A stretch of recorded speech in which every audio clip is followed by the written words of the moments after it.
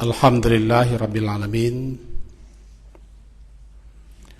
Wabihi nasta'in ala umuri dunya waddin. Asyhadu an la ilaha illallah wa asyhadu anna Muhammadan abduhu wa rasuluh. Allahumma salli ala Muhammad wa ala ali Muhammad.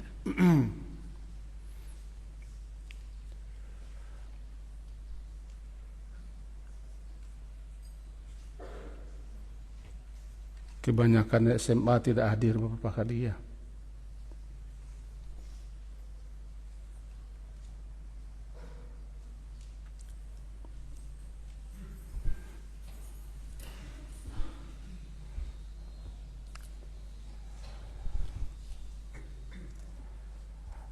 Kemarin kita telah memahami bacaan amin yang disebut dengan takmin. Intinya adalah kita membaca amin agar Allah mengabulkan atau mengijabahi permintaan kita, khususnya ketika baca Al-Fatihah, agar kita ditunjuki ke jalan yang lurus. Jangan sampai kita menempuh melalui jalan yang dimurkai Allah dan jalan orang-orang yang sesat. Itu yang kita aminkan. Setelah amin, orang yang salat disunnahkan untuk membaca beberapa ayat. Ayat yang mudah, ayat yang bisa hafal dirinya. Minimal satu ayat. Menjelang membaca ayat, tiba di imam,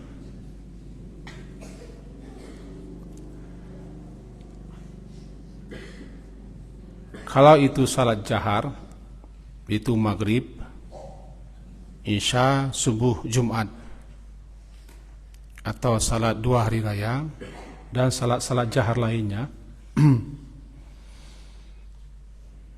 menurut beberapa pendapat ulama, imam diam sejenak setelah membaca amin, memberi kesempatan atau memberikan peluang bagi makmumnya untuk membaca Al-Fatihah. Pemahaman ini dipahami oleh Syafi'iyah, golongan ulama-ulama yang bermazhab Syafi'i. Diamnya imam agar bisa si makmum membaca Al-Fatihah, karena la salata liman lam yaqra bi Fatihatil Kitab. Tidak ada salat, maknanya la sihata, tidak sah salat bagi orang yang tidak membaca Al-Fatihah. Tetapi sebagian lain memahami, untuk antum ketahui saja, bahwa imam tidak perlu diam lama-lama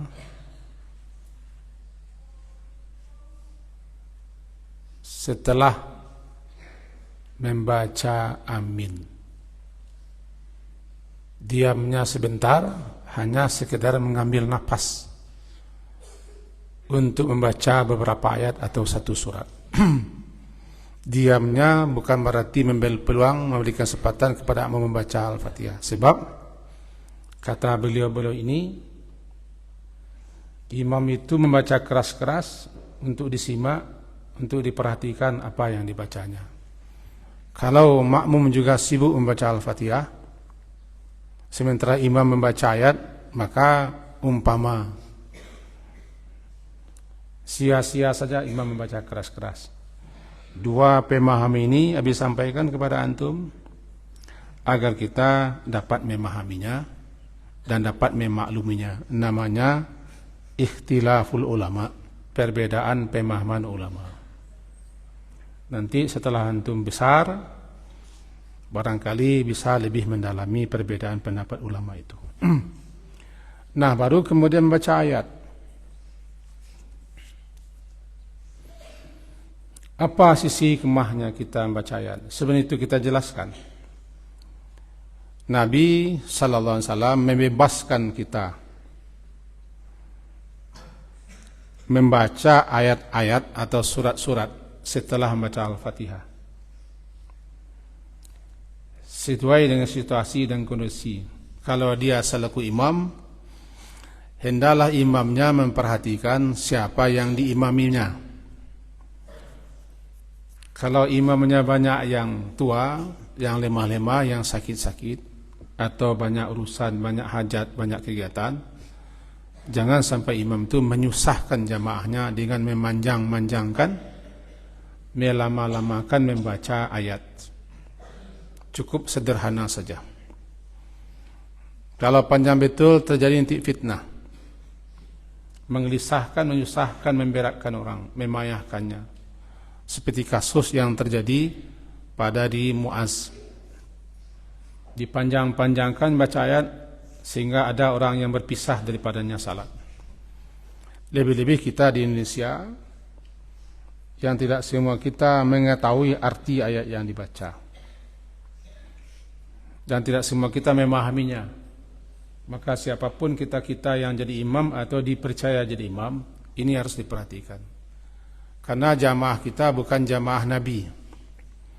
Jamaah kita bukan jamaah sahabat-sahabat Nabi. Jamaah kita orang yang tidak semuanya pandai berbahasa Arab, mengerti bahasa Arab dan paham bahasa Arab. Jamaah kita tidak semuanya hafal ayat. Jamaah kita tidak terbiasa panjang-panjang. Kalau panjang-panjang justru menerawang pikiran mereka. Ya, tergantung dengan situasinya. Bagi yang sudah biasa menghafal ayat, baginya tidak apa panjang-panjang. Karena dia bisa mengulang ayat, murajaah ayat. Tapi bagi orang yang tidak, di belakang, entah apa yang akan disemaknya, dia tidak mengerti, tidak paham. Di sini dituntut kebijakan imam. Ini nanti siapa yang jadi imam harus perhatikan kondisi siapa jamaah yang diimaminya. Dan itu salah satu hikmah. Salah satu hikmah, imam itu sebelum salat dia menoleh memperhatikan jamaahnya, di samping untuk mengatur jamaahnya, mengatur safnya, merapikannya, meluruskannya, juga memperhatikan jamaahnya ini siapa ini, yang diimaminya siapa. Dia bisa lihat itu, bisa perhatikan. Makanya tidak disukai yang menjadi imam itu orang pendatang atau orang yang tidak menetap, orang yang tidak tahu kondisi keadaan jamaah yang diimaminya. Misalnya ustadz, misalnya penceramah, misalnya mubalik. Dia ceramah ke sana ke sini, tiba-tiba dia langsung jadi imam, dia tidak tahu kondisi jamaahnya. Bagaimana biasanya orang salat di situ? Tidak tahu dia. Maka tidak bagus. Termasuk ini antum-antum ini singgah ke masjid orang atau ceramah segala macam, tidak boleh langsung jadi imam. Imam orang sudah ada. Jangan mentang-mentang kita hafal, bagus suara kita, langsung kita nyolonong ke depan. Padahal imam orang sudah ada, imam yang biasa yang ditunjuk. Itu yang penting diperhatikan terlebih dulu bagi kita. Nah, kemudian ayat-ayat apa saja yang kita baca setelah amin. Karena Al-Quran itu fungsinya hudan, petunjuk. Hudan linnas, hudan lil muttaqin. Dengan diulang-ulangnya, diperdengarkan ayat itu, dan dibaca-baca ayat itu, maka kita berarti mengulang-ulang, mengingat-ingatkan petunjuk kita, pedoman kita, tuntunan kita, aturan syariat, aturan Allah. Setiap salat diulang, setiap salat dibaca ayat-ayat, sehingga makin kenal, makin tahu kita apa petunjuk-petunjuk. Sesuatu itu bila diulang-ulang mantap dia. Namanya iza takarrara taqarrara. Makin diulang makin mantap dia. Dengan membaca ayat-ayat, berarti kita mengulang-ulang petunjuk. Mengulang-ulang aturan hidup kita. Mengulang-ulang dasar-dasar syariat agama. Maka sebaiknya jangan ayatnya itu saja. Biarlah pendek asalkan bervariasi bacaannya. Daripada panjang tapi itu saja. Karena sudah dibaca ayat itu petunjuk kita. Supaya mantap dia. Supaya ingat. Ini tuntunan kita, ini hudan kita. Kalau kita sudah ingat, kita pahami, kita berusaha untuk mengamalkan. Jadi sisi hikmahnya kita membaca ayat atau surat setelah membaca Al-Fatihah adalah kita mengulang-ulang petunjuk kita, petunjuk hidup. Coba nih, perhatikan ini. Lagi. Buyung. Nah, perhatikan. Di dalam Al-Fatihah yang kita minta adalah tunjuki kami jalan yang lurus, itu Islam, syariat Islam. Agar kita selalu berpegang, berjalan di jalan yang lurus itu. Petunjuknya apa? Petunjuknya Al-Quran. Tuntunnya apa? Al-Quran, firman Allah. Berarti harus kita ulang-ulang, kita baca-baca, kita ingat-ingatkan petunjuk itu. Supaya tetap kita konsekuen dan konsisten berada di jalan lurus. Tak mungkin orang akan berada jalan yang lurus, sementara dia tidak tahu petunjuknya. Tak tahu dia pedoman hidupnya, tuntunannya. Ini salah satu hikmahnya. Walaupun agak sulit bagi antum sebagiannya memahami, menangkap, biarlah, paling tidak antum sudah tahu. Kenapa kita membaca surat? Kenapa kita membaca ayat? Dalam salat. Itu petunjuk kita, hudat, bukan hanya baca-baca saja. Alif Lam Mim, zalikal kitabu la raiba fihi hudan hudat. Kita meminta itu agar kita laksanakan dalam salat. Budi, perhatikan Budi. Ya Budi namanya. Itu. Yang tidak berkopiah ini Budi namanya. Perhatikan Budi. Muhammad Budi Budiman. Perhatikan. Nah, kesimpulannya, karena sebagiannya sudah terlena ini, lelap. Nah, kesimpulannya, setelah membaca Al-Fatihah, kita membaca Amin, lalu membaca ayat atau satu surat. Yang kedua, kalau kita sebagai imam, hendaklah kita memperhatikan kondisi.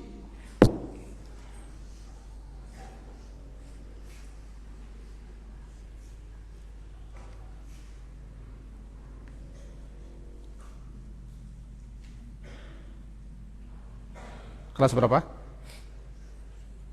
Kelas 7. Perhatikan ya. Bagus. Jangan begini juga, habis sedang mengisi acara antum begini juga. Perhatikan ya. Nah, kita ulang lagi. Hendaklah imam, kalau kita imam, memperhatikan kondisi keadaan siapa yang kita imami. Bacalah ayat-ayat atau surat-surat yang agak populer, yang sering didengar mereka, sehingga mereka bisa konsentrasi. Karena jamaah kita bukan orang Arab, bukan sahabat Nabi, bukan orang yang mengerti bahasa Arab. Barangkali itu makanya sering membaca ayat pendek juz amma. Tapi jangan ina ataina saja terus. Tabbat yada iza jaa li ila fi Quraisy. variasikan. Kesimpulan yang ketiga, Al-Quran itu sebagai hudan,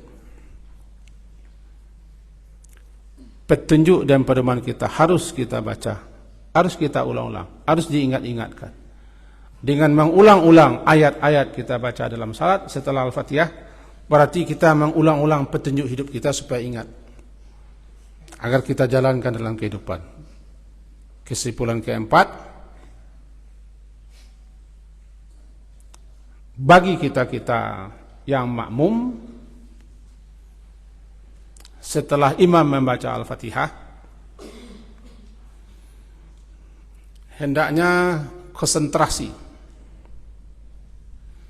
terfokus, terpusat perhatiannya kepada apa yang dibaca imam. Wa idza quri'al Qur'an fastami'u lahu wa ansitu la'allakum turhamun. Apabila dibacakan Al-Quran itu, istami'u, sungguh-sungguh mendengarkan, ansitu, diam, fokus untuk menyimak, agar supaya diberi rahmat. Demikian yang bisa disampaikan. Karena situasi kita puasa, banyak yang terkulai rayu dan lemah, bahkan yang tidak puasa pun pura-pura layu pula.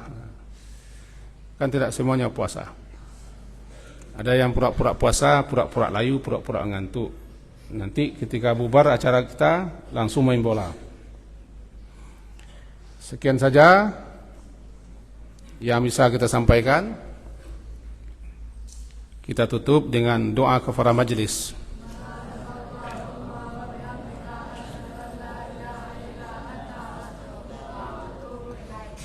Sallallahu ala Muhammadin wa ala alihi sahbihi ajma'in. Alhamdulillah. Assalamualaikum warahmatullahi wabarakatuh.